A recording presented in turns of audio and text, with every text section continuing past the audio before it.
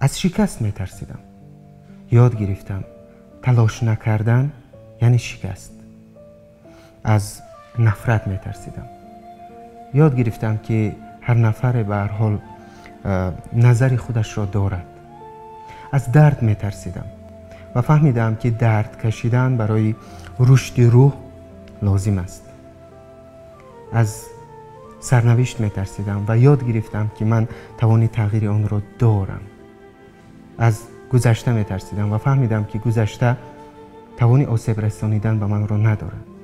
و در آخر از تغییر میترسیدم تا اینکه یاد گرفتم حتی زیباترین پروانه ها قبل از آن که پرواز کنند یک کرم بودند.